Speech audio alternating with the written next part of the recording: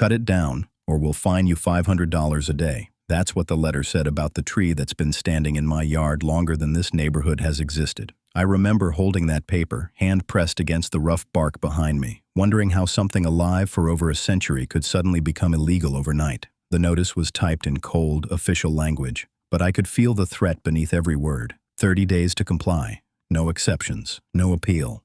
If you've ever been told to destroy something you love because it's inconvenient to someone else, drop a comment below, because what I found buried in county records changed everything.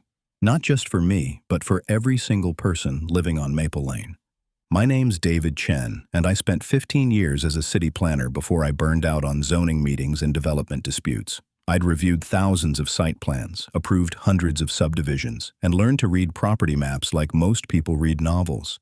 When I left that world behind, I promised myself I'd find a place where I could actually plant roots, literally and figuratively.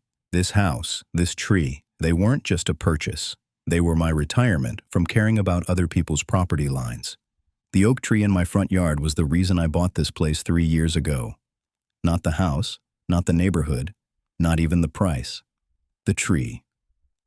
When the realtor first pulled up, I was barely listening to her pitch about updated kitchens and good school districts. I was staring at this massive red oak, probably 120 years old, with a trunk so wide it would take 3 people holding hands to encircle it. The branches spread out like a natural cathedral, creating shade that turned my yard into a cool sanctuary, even on the hottest August days. My daughter, Maya, had her senior prom photos taken under those branches. Soft golden light filtering through the leaves, her blue dress bright against the textured bark, her smile so wide I could see the little gap in her front teeth she'd always been self-conscious about. My wife Lynn and I had our 25th anniversary picnic on a blanket beneath its canopy, drinking cheap wine and remembering when we were young enough to think 25 years was forever. Every fall, the leaves turned this impossible shade of crimson and gold, and every spring, the first green buds meant winter was finally releasing its grip. The neighborhood kids called it the climbing tree, even though I'd gently discouraged climbing after a close call with a scraped knee and an angry parent. Birds nested in the upper branches, cardinals mostly, their sharp chirps marking territory at dawn. Squirrels treated the massive limbs like highways, racing from my yard to the neighbors and back again. On summer evenings, I'd sit on my front porch with a book, listening to the wind move through those leaves with a sound like distant ocean waves. I'm not some tree hugger who chains himself to redwoods, though I respect those who do. I'm a guy who spent his career understanding exactly how infrastructure, property rights, and municipal planning actually work. I know what a compromised tree looks like. I know when roots genuinely threaten foundations, or when branches pose legitimate safety hazards. I can spot oak wilt, identify stress patterns, and assess structural integrity with the same accuracy as any certified arborist. This tree was perfect. Healthy heartwood, strong branch unions, no signs of disease or pest damage. The root system was mature and stable, doing exactly what a 100-year-old oak's roots should do, anchoring deep rather than spreading shallow. Anyone with actual expertise could see it in 5 minutes. Willowbrook Estates Homeowners Association formed about 8 years ago, right after the developer sold off the last few lots and washed his hands of the whole operation. Initially, the HOA seemed reasonable enough.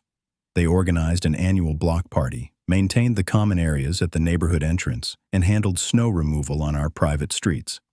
The dues were manageable, the rules were sensible, and the board members were neighbors I'd wave to while getting my mail. Things started shifting about 18 months ago when Patricia Harmon got elected president. Patricia was one of those people who smile with their mouth but never quite with their eyes. Early 50s, always impeccably dressed, with the kind of confidence that comes from never being told no. She'd moved to Willowbrook from some upscale neighborhood across town, brought big ideas about property values and community standards, and making our neighborhood competitive with the newer developments popping up. At first, it was small stuff. New restrictions on holiday decorations, rules about when you could put out trash cans, a strongly worded letter about someone's lawn being a 1/4 inch too high. I ignored most of it, figured it was just the usual HOA power trip, nothing that affected me directly. I kept my property neat, paid my dues on time, and stayed out of neighborhood politics. Then, the beautification initiative started. Patricia sent a newsletter explaining how Willowbrook needed to modernize its aesthetic, attract younger families, increase property values. She'd hired a landscape consultant, someone with credentials from design firms in Chicago who'd made recommendations about street appeal and curb presence. The newsletter had glossy photos of other neighborhoods, all perfectly manicured, every house looking like it came from the same catalog. I should have seen it coming when Patricia started talking about removing mature trees that blocked sightlines or created maintenance issues with falling leaves. She never said my tree specifically, not at first. It was always abstract, always framed as community improvement and forward thinking, but I'd catch her looking at my oak during neighborhood walks, her expression calculating, like she was measuring something. The letter arrived on a Tuesday morning. Official HOA letterhead, Patricia's signature at the bottom, professional and impersonal. The subject line read, Notice of Compliance Requirement, Tree Removal Mandatory. Dear Mr. Chen, following a comprehensive review of property safety standards and street maintenance requirements, the Willowbrook Estates HOA Board has identified your front yard oak tree as a significant safety hazard and infrastructure liability. The tree's root system is causing documented damage to Maple Lane's paving and underground utilities. Additionally, the tree's size and proximity to the street create dangerous sightline obstructions for vehicular traffic. Per HOA covenants, Section 7.3 regarding property maintenance and community safety standards, you are hereby required to remove the tree within 30 days of this notice. Failure to comply will result in fines of $500 per day, with costs of forced removal charged to your account. We understand this may be disappointing, but community safety and property values must take precedence over individual preferences. We appreciate your cooperation in maintaining Willowbrook's standards of excellence. I read it 3 times, each time feeling my blood pressure rise a little higher. Safety hazard, infrastructure liability, individual preferences. Every phrase was carefully chosen to make me sound unreasonable if I objected, selfish if I refused. I walked outside and examined the street in front of my house. Maple Lane was paved 20 years ago, maybe more, with asphalt that had seen better days. There were cracks, sure, small patches where the surface had settled unevenly, but nothing remotely close to my property line, nothing that could possibly be caused by my tree's roots. The nearest crack was a good 15 feet away, probably caused by poor base preparation during original installation or normal freeze-thaw cycles. I'd seen thousands of streets during my planning career. I knew what root damage looked like, the distinctive heaving pattern, the way asphalt buckles and rises when roots push from below. This wasn't it. Not even close. The sightline claim was equally absurd. My tree sat a good 30 feet back from the street edge, well within my property boundary. It didn't obstruct anything except Patricia's vision of a perfectly manicured, characterless neighborhood where every house looked like it came off an assembly line. I called a certified arborist that afternoon. Dale Morrison ran a respected tree service in town, had been doing it for 30 years, testified as an expert witness in property disputes. I'd actually worked with him on a few municipal projects back in my planning days. He came out the next morning, spent 90 minutes doing a comprehensive assessment with equipment that looked like it belonged in a hospital. David, I'm going to give you the report in writing, but I can tell you right now, Dale said, packing up his resistograph and sounding scope. This tree is structurally sound, disease-free, and poses zero safety risk. The root system is deep, not aggressive. It's not causing any damage to that street, and anyone who claims otherwise is either incompetent or lying. Dale's written report was 8 pages of technical documentation, photos, test results, and professional conclusions. It cost me $400 and was worth every penny. I submitted it to the HOA the following day with a polite letter explaining that their concerns were unfounded and unsupported by actual evidence. Patricia's response came back within 48 hours. 2 sentences. We have reviewed your submitted documentation and find it insufficient to override the board's determination. The 30-day compliance deadline remains in effect. No explanation of what would be sufficient, no specificity about what evidence they actually had, just a flat rejection that felt less like a decision and more like a door slamming in my face. I tried calling Patricia directly. She didn't answer. I left a message asking for a meeting to discuss the issue in person. She never called back. I sent an email requesting copies of the documentation supporting their safety claims. The response came from the HOA's property manager, a terse note saying all relevant information had been provided and further inquiries should be directed to the board's attorney. That's when I started noticing the shift in how neighbors treated me. Mrs. Rodriguez next door, who usually stopped to chat about our competing tomato plants, suddenly seemed busy whenever I was outside. The Johnsons across the street, whose kids had spent countless summer afternoons playing in my tree's shade, stopped waving when they drove past. At the grocery store, I ran into Tim and Sandra from 2 houses down, and they literally turned their cart around to avoid walking past me in the aisle. Someone was talking. Someone was spreading a version of this story that painted me as the problem. The difficult neighbor, the guy who cared more about a tree than community harmony. I saw it finally on Nextdoor, the neighborhood social media platform where people argue about fireworks and lost cats. Someone with an anonymous account had posted, "Does anyone else think it's selfish when one homeowner refuses reasonable safety requests that affect the whole street? We all have to make compromises for the community. Some people act like their property is more important than everyone else's." The comments piled up. Most were vague enough to have plausible deniability, but the target was obvious.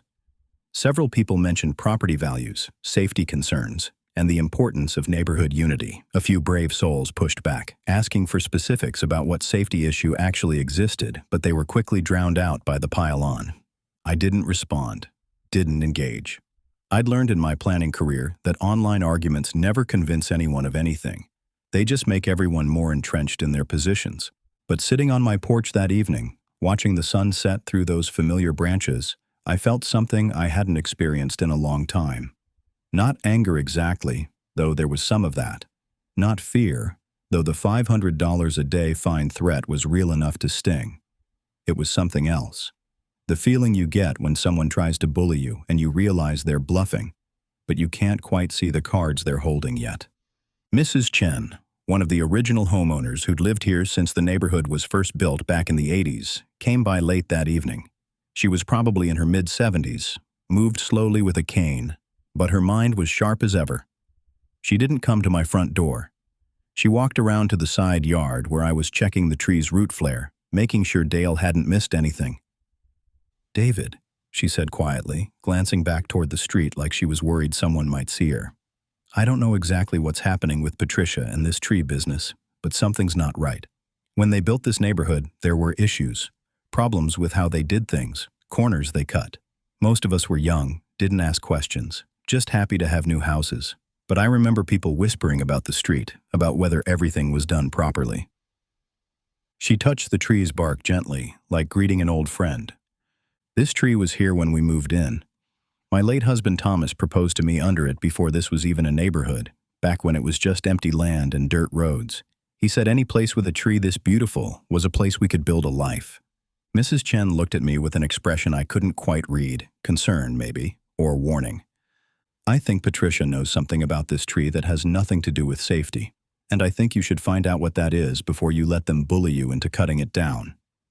She walked back toward her house without waiting for a response, moving carefully over the uneven ground, leaving me standing there with more questions than answers. That night, I couldn't sleep. I kept thinking about Mrs. Chen's words. Problems with how they did things, issues with the street. I'd spent 15 years reviewing development projects, and I knew the most common corner that developers cut, the one that seemed insignificant at the time but could create massive legal problems decades later: street dedication.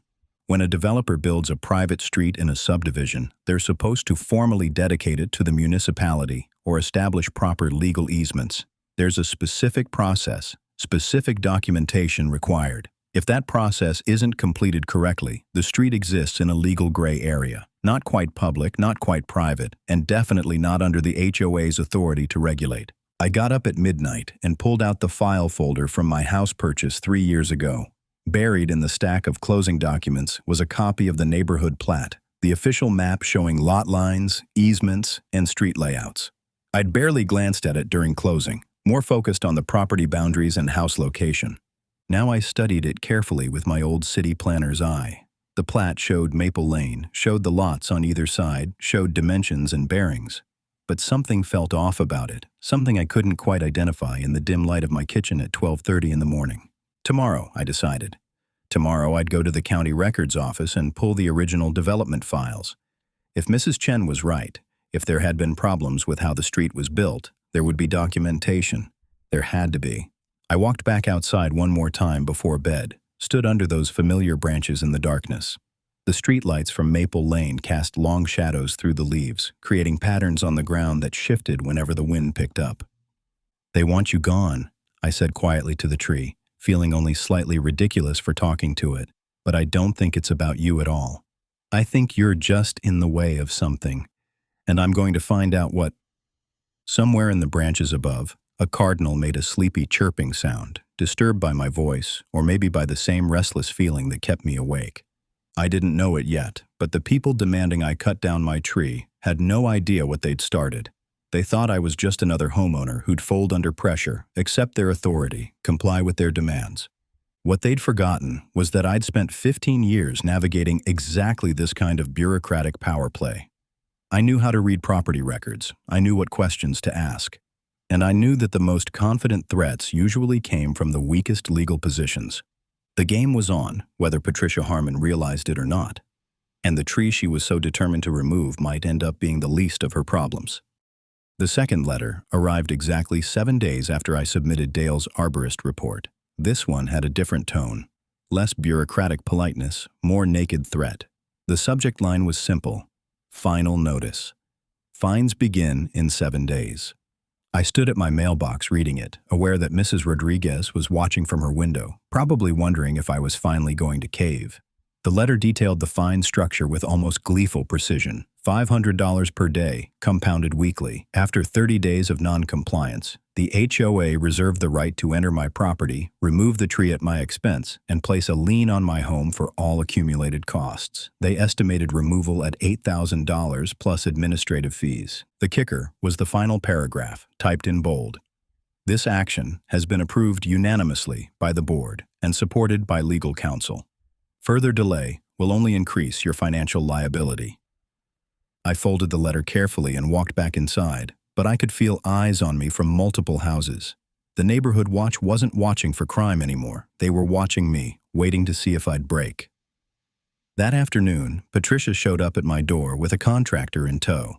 I saw them coming up the walkway, Patricia in her usual business casual, gesturing toward my tree like she already owned it. The contractor was a thick-built guy in his 40s, wearing a company polo shirt that read Hartley Tree Services across the back. I opened the door before she could knock. "Mr. Chen," Patricia said with that practiced smile that never reached her eyes, "I hope we're not disturbing you.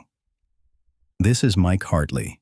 He's provided us with a very reasonable quote for the tree removal, and we wanted to extend a courtesy by introducing you directly. If you schedule the work now, we can waive the first week of fines as a gesture of good faith." Mike looked uncomfortable, like he'd rather be anywhere else. He nodded at me but didn't say anything. "What's the quote?" I asked, already knowing the answer. $8,200, Patricia said smoothly. "Includes full removal, stump grinding, and debris hauling. Very fair for a tree of this size. And if I don't accept your very generous offer?" Her smile tightened just slightly. "Then we proceed with enforcement as outlined in the notice. David, I know you're attached to this tree. We all understand sentiment. But sometimes we have to make difficult choices for the greater good of the community." The way she said my first name, like we were old friends having a reasonable disagreement, made my jaw clench. "The greater good," I repeated slowly. "Patricia, I've submitted a professional arborist report from one of the most respected experts in the state. He found 0 safety issues. So what exactly is the greater good we're talking about?" "The board has reviewed multiple factors beyond a single opinion," she said, and I caught the subtle emphasis on single. "We have a responsibility to all homeowners, not just one." "Then show me your evidence. Show me the reports, the documentation, the actual damage you claim exists."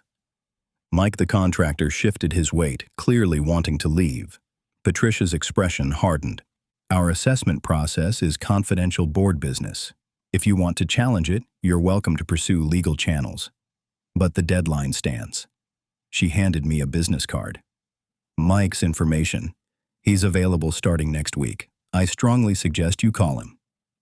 They walked back to Patricia's car, and I watched them have a brief conversation before Mike drove off in his truck. Patricia sat in her sedan for a moment, typing something on her phone, then pulled away without looking back at my house. That evening, the next-door post appeared. This time it wasn't anonymous. Patricia Harmon had written, "Sad to see when individual stubbornness threatens neighborhood safety and property values. The board has been more than patient with certain situations, but at some point, we have to enforce standards for everyone's benefit, hoping cooler heads prevail before this becomes a legal issue that affects us all." The comments came fast. Dozens of them, people I'd lived near for 3 years, suddenly acting like I was a pariah threatening their children's safety. A few people pushed back, asking what specific safety issue existed, but they were drowned out by the chorus of agreement. Someone wrote, "We didn't buy homes here to deal with people who think rules don't apply to them." Another, "Property values are already down 3% this quarter. We can't afford stubborn neighbors making it worse." The pile-on was coordinated, efficient, and devastating. I'd gone from quiet neighbor to community villain in less than 2 weeks. But I'd also spent enough years in municipal planning to recognize a pressure campaign when I saw one. The timing was too perfect, the messaging too consistent. Patricia was manufacturing consent, creating a narrative where I was the unreasonable one, the selfish holdout preventing the community from moving forward. The question was why? Why this much effort over one tree? The county records office opened at 8 o'clock Monday morning. I was waiting in the parking lot at 7:45, coffee in hand, determined to find answers before the next round of threats arrived. The building was one of those aging government structures that looked like it hadn't been updated since the 70s. Beige walls, fluorescent lighting, the faint smell of old paper and copy machine toner. The kind of place where history accumulated in filing cabinets and nobody threw anything away because you never knew when someone would need a document from 1983. I approached the main desk where a clerk in his early 60s was organizing paperwork. His nameplate read, "Tom Bradshaw, Senior Records Clerk." "Morning," I said. "I need to pull development records for Willowbrook Estates subdivision. Original plat, street dedication documents, any amendments or modifications filed during construction." Tom looked up, studied me for a moment with the expression of someone who'd seen every kind of property dispute imaginable. "Willowbrook Estates," he repeated, typing something into his computer. "That'd be late 80s, early 90s development. Give me a few minutes to pull the file." He disappeared into the back room, and I heard the metallic sound of filing cabinet drawers opening and closing. When he returned, he was carrying a surprisingly thin folder. "This is everything we have on file for that subdivision," Tom said, laying it on the counter. "Seems a little light for a 40-lot development, but here you go." I opened the folder and started going through documents. The preliminary plat was there, dated 1985, showing the original proposed layout. Developer approval letters. Some correspondence between the planning department and Hartman Properties LLC about minor modifications. A few inspection reports for infrastructure installation, but I knew what should be there and wasn't. I'd reviewed hundreds of these files during my planning career. "Tom, I'm not seeing a final plat with county acceptance," I said slowly, "or a street dedication deed." Tom leaned over, flipping through the pages himself. His expression shifted from neutral bureaucrat to genuinely puzzled. "That's unusual," he said. "A development this size, streets should have been dedicated to the county, or at minimum, there should be recorded easement agreements." He typed more commands into his computer, frowning at the screen. "I'm showing the preliminary plat was approved, but I don't see any record of final acceptance or dedication." "What does that mean legally?" I asked, even though I already knew the answer.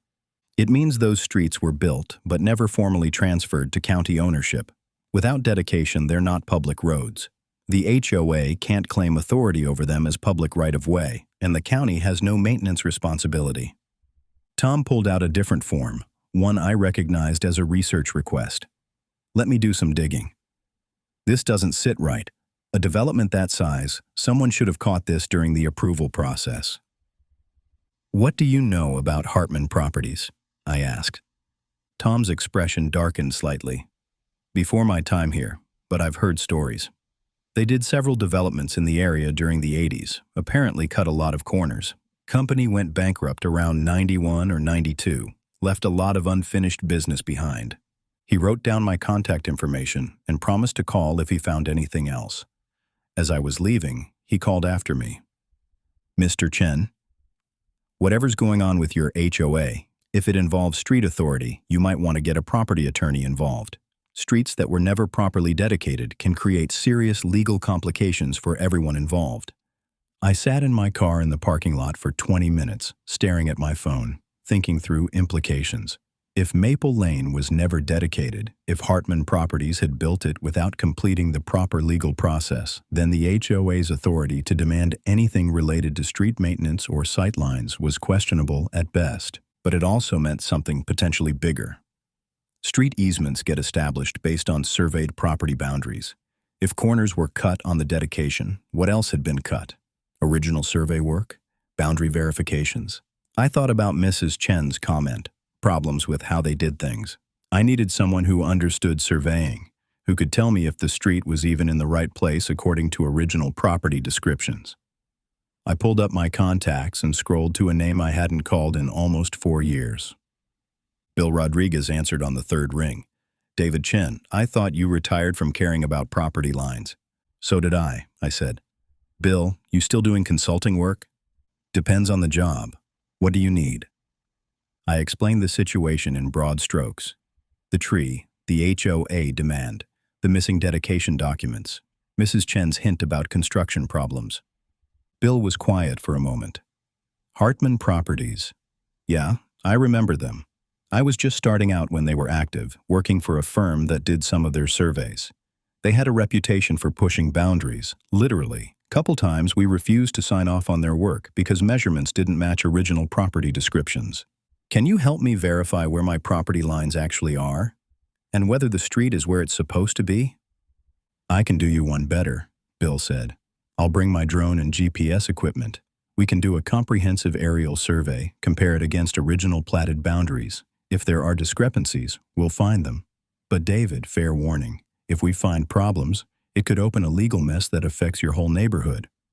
I'm already in a legal mess, I said.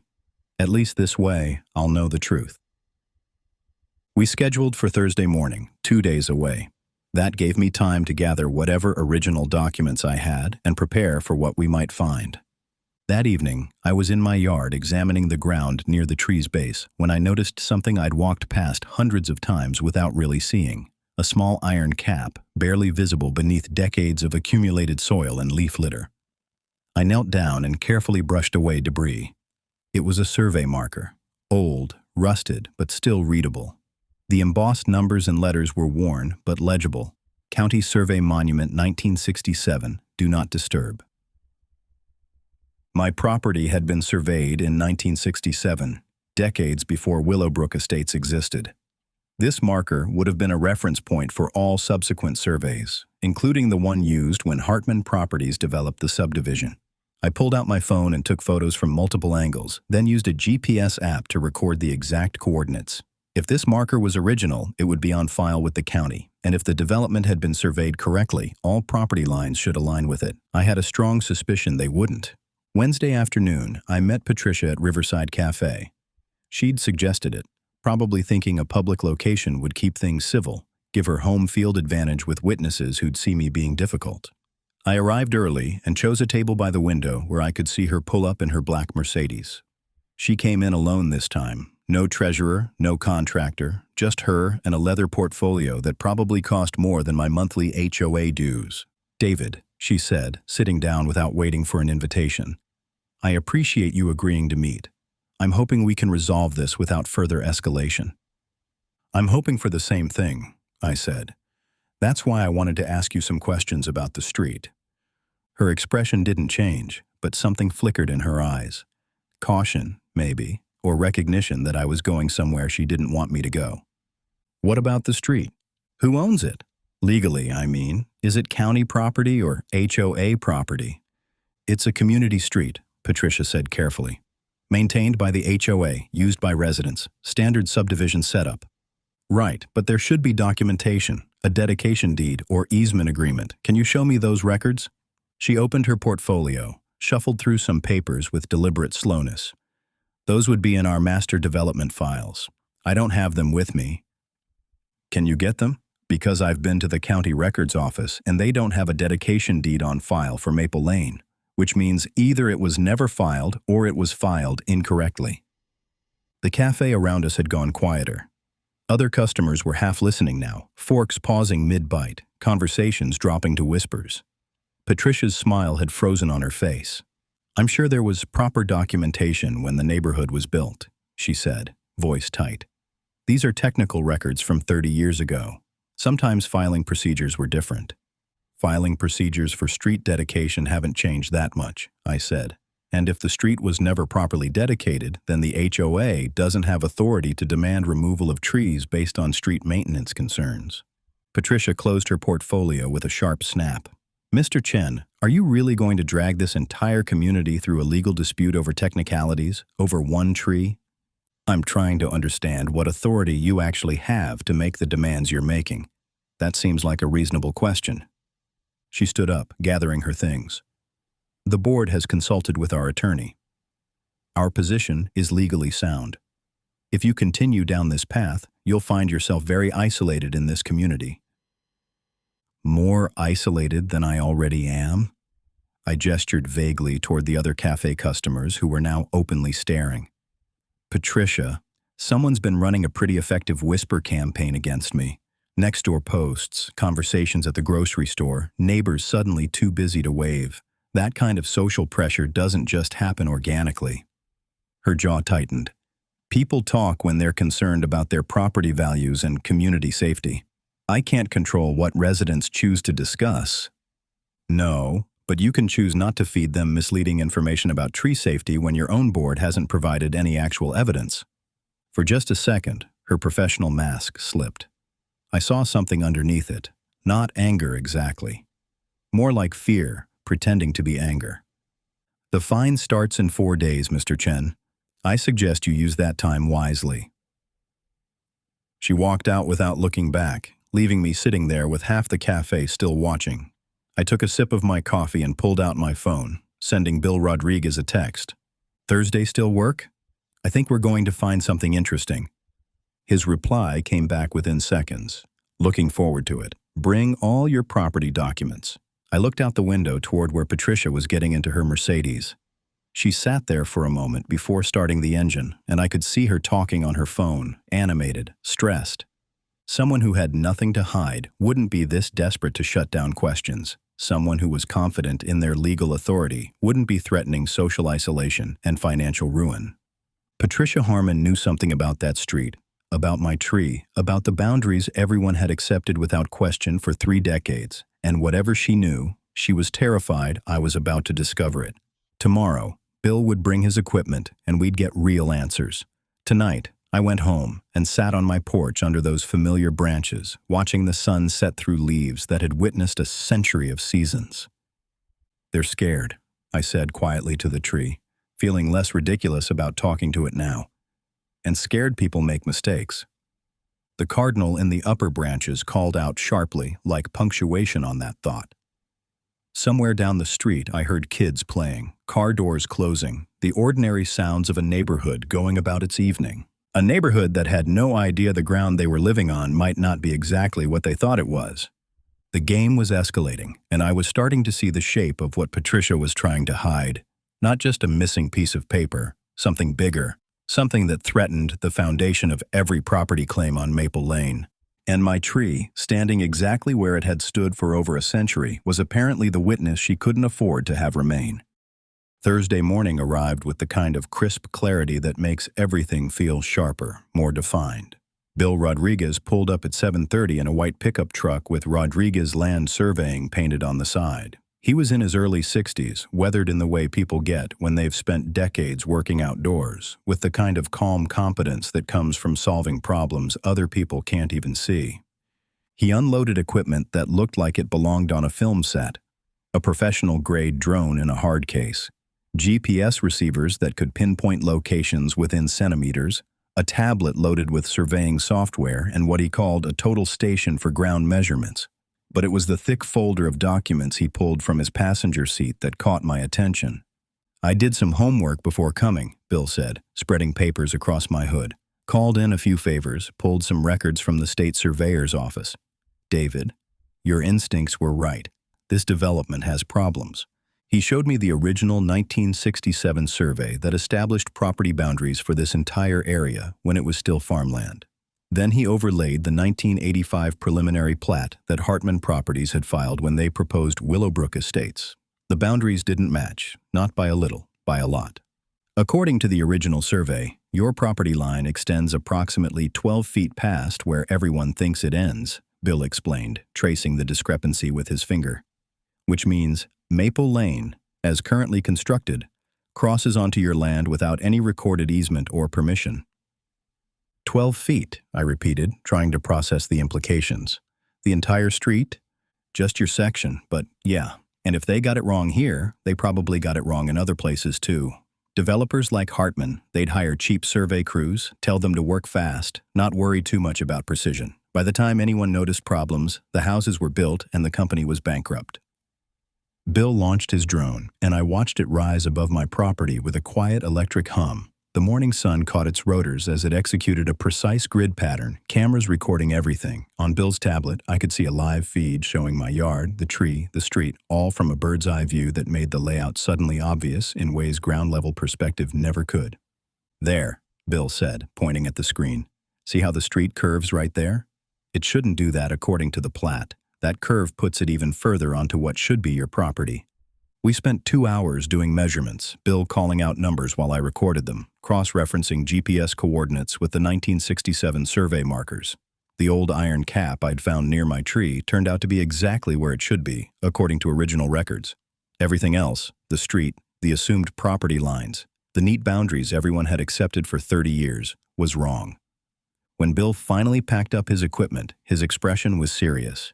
David, this is bigger than your tree. This is a systematic survey failure that affects multiple properties. The tree is sitting exactly where it should be, on your land, well within your boundaries. That street has no legal right to be where it is. What happens now? I asked, though I already knew the answer would be complicated. Now you decide how far you want to take this. You could negotiate a retroactive easement, charge the HOA for decades of unauthorized use, or you could push for the street to be moved to its correct location. Any way you slice it, they're going to fight you because the alternative is admitting they've been operating on false assumptions for 3 decades. Bill handed me a USB drive. Everything's on here. Survey data, comparative analysis, photographic evidence, my professional opinion as a licensed surveyor. If this goes legal, which it probably will, you've got documentation that'll hold up in any court. I thanked him, paid his fee, and watched him drive away. Then I stood in my yard looking at the street with completely different eyes. Every car that drove past, every neighbor who walked their dog, every kid riding a bike, they were all trespassing on my property. Not maliciously, not knowingly, but trespassing nonetheless. And Patricia Harmon had known, or at least suspected. That's why she wanted the tree gone. It wasn't about safety or property values. It was about eliminating the most visible landmark that proved the boundaries were wrong. That evening, the emergency HOA meeting was called. Patricia had sent an email to all residents that afternoon with the subject line, "Critical Community Update, Mandatory Attendance Requested." The message was vague but alarming, mentioning rumors, property concerns, and the need for community unity in the face of legal threats. I knew what she was doing, getting ahead of the story, controlling the narrative before I could present the survey results, making me the villain who was threatening everyone's homes over a property line technicality. The community center was packed when I arrived at 7 o'clock. Every chair filled, people standing along the walls, the air thick with tension and whispered speculation. I counted at least 60 residents, maybe more. The largest turnout I'd seen for any HOA meeting since I'd moved here. Patricia stood at the front with David Kim, the HOA treasurer, and another board member I didn't know well. She had papers spread across the table in front of her, and her expression was composed, confident, ready to defend her position. "Thank you all for coming on short notice," Patricia began, her voice carrying that practiced authority. "I know there have been concerning rumors circulating about property boundaries and legal issues. I want to address these head-on and assure everyone that your homes and property values are secure." She clicked a remote, and a PowerPoint presentation appeared on the screen behind her. Some of you may have heard that a resident has been questioning the legal status of our streets. I want to be clear. These claims are based on outdated documents and misunderstandings of how property law works. Our attorney has reviewed everything and confirmed our community's legal foundation is sound. I watched the presentation, impressed by how smoothly she lied. confident assertions about adverse possession, prescriptive easements, and settled expectations. Technical language designed to make people feel secure without actually saying anything substantive. The reality is, Patricia continued, that one resident's refusal to comply with reasonable safety requirements has escalated into threats against our entire community. This person has hired surveyors, made allegations about our streets, and is now threatening legal action that could cost every homeowner thousands in legal fees and potentially affect property values. She didn't say my name, but every eye in the room had already found me standing near the back wall. "So, I want to ask Mr. Chen directly," Patricia said, finally acknowledging me. "Are you really willing to drag this entire community through expensive litigation over a tree? Are you willing to threaten your neighbors' homes and investments because you don't want to follow the same rules everyone else does?"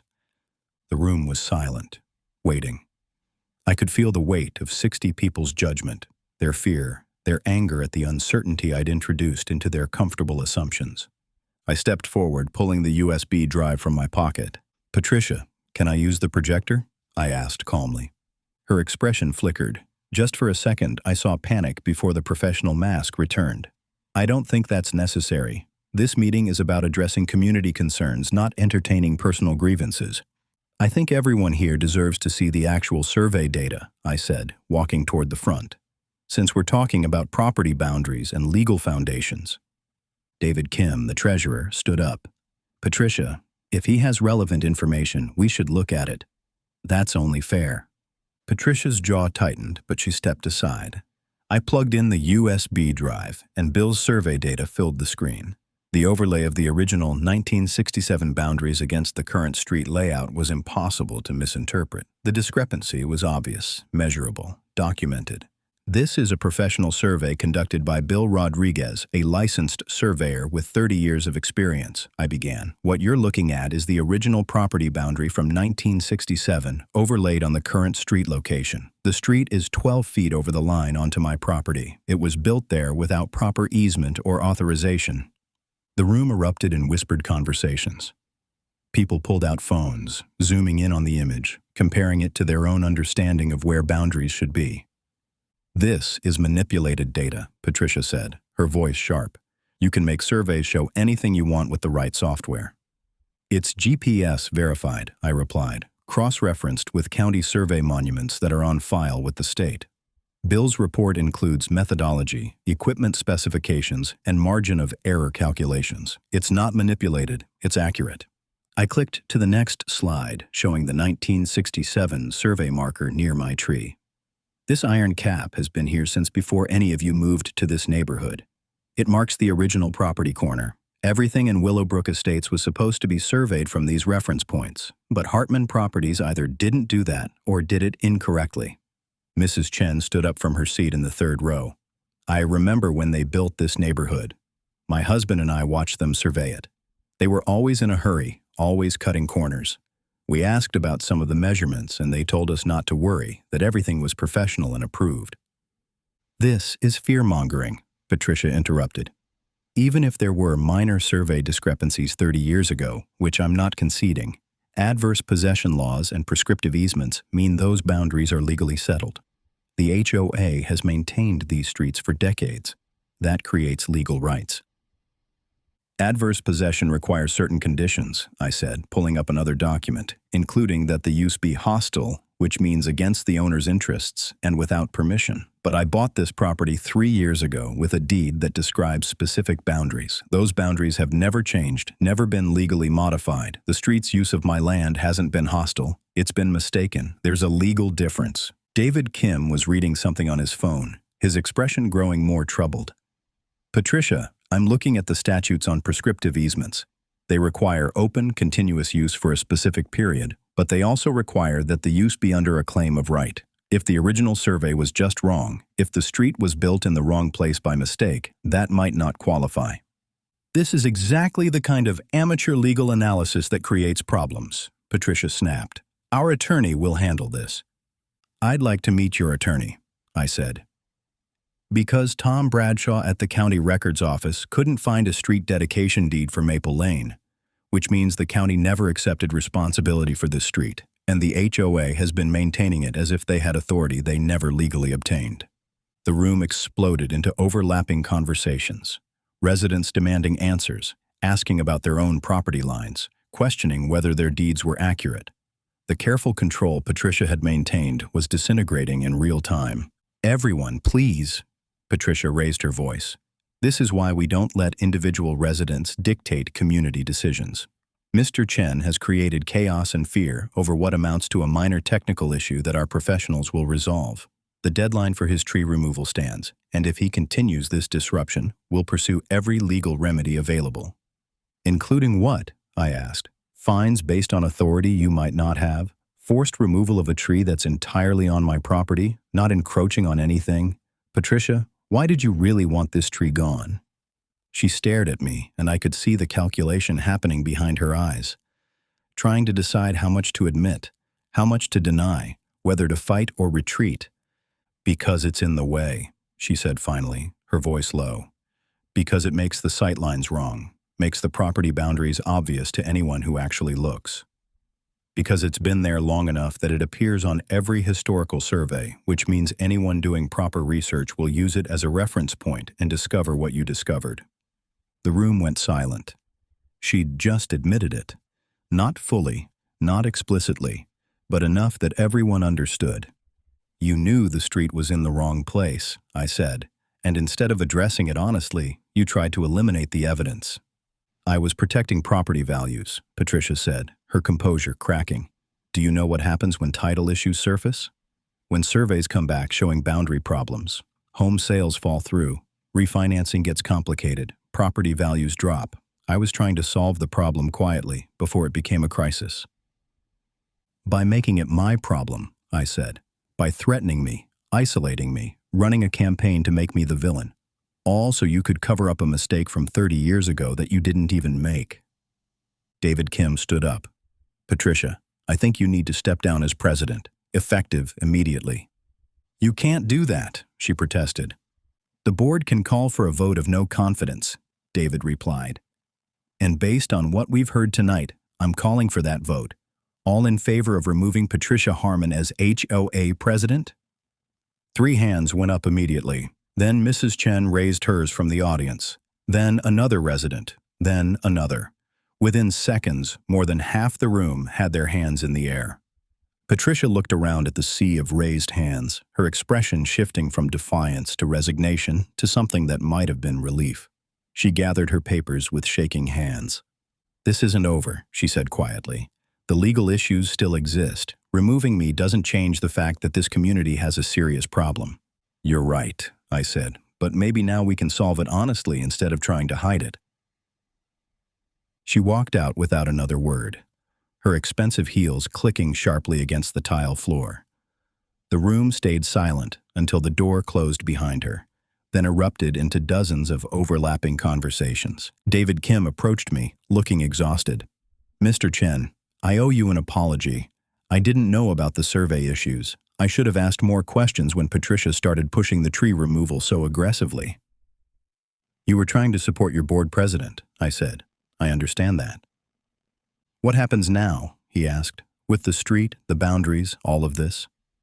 I looked around the room at 60 worried faces, people who'd done nothing wrong except trust that the neighborhood they bought into was built on solid legal foundations.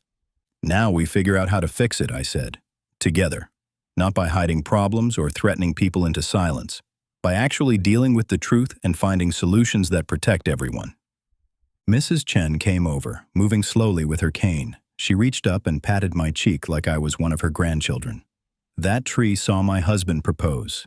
It watched my children grow up. It was there before any of us, and it'll be here after we're gone. Thank you for protecting it." "Thank you for speaking up," I said. "That took courage." She smiled. "At my age, courage is easier. I don't have to worry about what neighbors think anymore." I stayed for another hour, answering questions, explaining the survey data, reassuring people that property values wouldn't collapse overnight. David Kim scheduled a follow-up meeting with a real estate attorney who specialized in boundary disputes and title issues.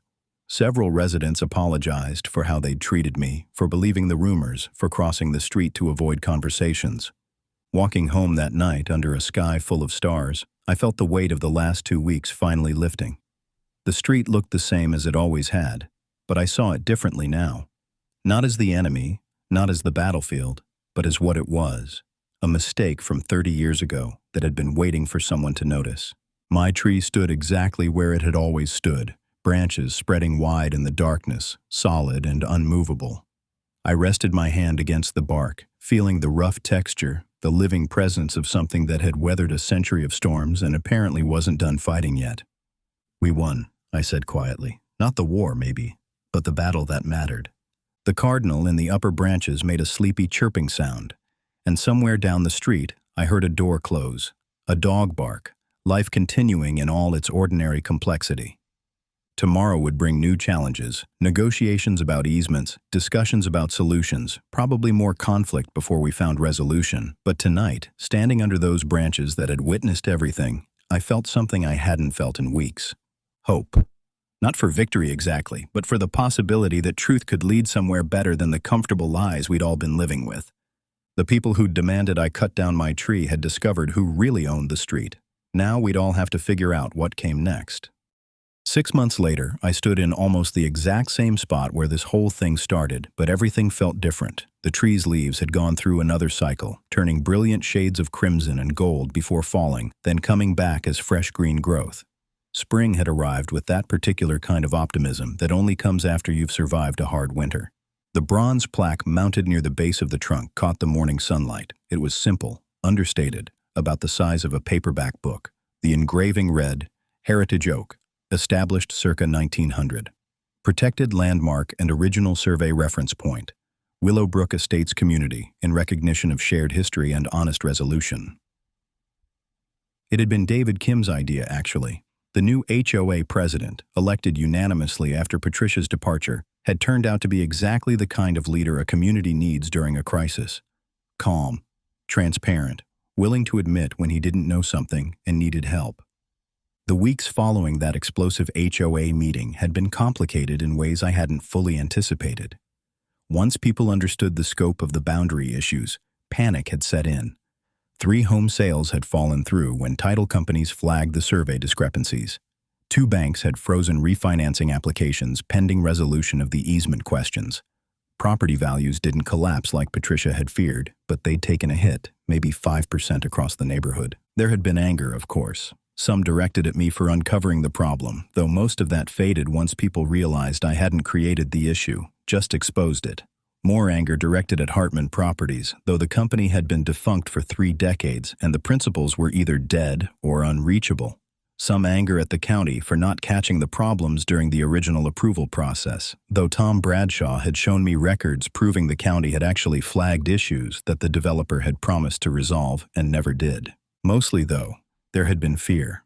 The kind that comes from realizing the ground you thought was solid might not be.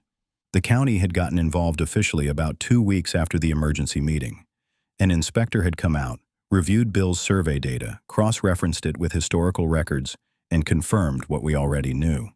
Maple Lane had been constructed approximately 12 feet outside its platted right-of-way, crossing onto private property without recorded easement or authorization. But here's what I'd learned during my 15 years as a city planner that proved more valuable than any of the technical knowledge. Most problems have practical solutions if people are willing to have honest conversations instead of protecting their positions. The county had offered mediation through their dispute resolution program. A retired judge named Margaret Whitfield had facilitated 3 community meetings over 2 months, bringing in real estate attorneys, title experts, and surveyors to help everyone understand options and implications.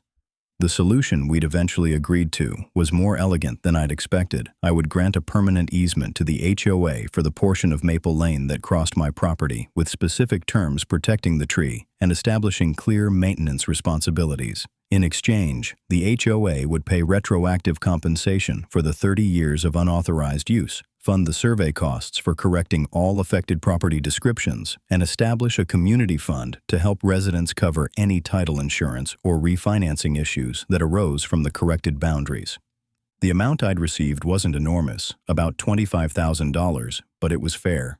More importantly, it established the principle that property rights mattered, that mistakes had consequences, but those consequences didn't have to be punitive if people were willing to work together honestly. The hardest part had been convincing some residents that I wasn't trying to destroy the community or extract maximum profit from a technicality. Mrs. Chen had helped with that, speaking at the second mediation session about how sometimes protecting what matters requires uncomfortable honesty and how a community built on lies about its foundations isn't really stable, no matter how comfortable those lies feel. Patricia Harmon had moved away about 3 months ago. I'd heard through the neighborhood gossip network that she'd taken a job in another state, left quietly without saying goodbye to anyone. Part of me felt bad about how things had ended for her. She'd been trying to protect the community in her own way, even if her methods were wrong, but mostly I felt relieved that the constant pressure and manipulation were gone. The neighborhood had changed in subtler ways too. People actually talk to each other now. Real conversations instead of the surface-level pleasantries that had dominated before. The crisis had forced everyone to confront the fact that we were genuinely interdependent, that problems affecting one property could ripple through the entire community, and that maybe the HOA's job wasn't to enforce conformity, but to help neighbors solve problems together. David Kim had restructured how the HOA operated. Monthly meetings were now actually attended by residents instead of just the board. Financial records were published online where anyone could review them. Major decisions required community input sessions before votes. It wasn't perfect, but it was better, more honest. The tree itself had become something of a neighborhood landmark in a way it never was before. Kids still played near it, but now they knew its history, knew it had been there before their grandparents were born, knew it had nearly been cut down because someone wanted to hide the truth, knew it had survived because sometimes standing firm is the right choice, even when it's uncomfortable. On Saturday mornings, I'd started leading informal nature walks through the neighborhood, sharing what I'd learned during my city planning career about sustainable landscaping and native species. Mrs. Chen came to everyone, moving slowly with her cane but never missing a session. She'd tell stories about what the area looked like before development, back when it was farmland and dirt roads, and this oak tree stood alone in an empty field. The Johnsons across the street, who'd avoided me during the conflict, had become genuine friends. Their kids had done a school project on property rights and community problem solving, using our situation as the case study. They'd interviewed me, Bill Rodriguez, David Kim, even tracked down Tom Bradshaw at the county office. Their presentation had won first place at the school's social studies fair. I'd learned something unexpected through all of this. The tree had never really been about the tree. It had been about whether we'd choose convenient lies or uncomfortable truths. About whether authority figures could demand compliance without legitimate power, about whether a community could survive honest conflict and come out stronger. Standing there on a Saturday morning in late spring, watching families walk past on their way to the farmers market that the new HOA board had started hosting, I thought about how differently this could have ended.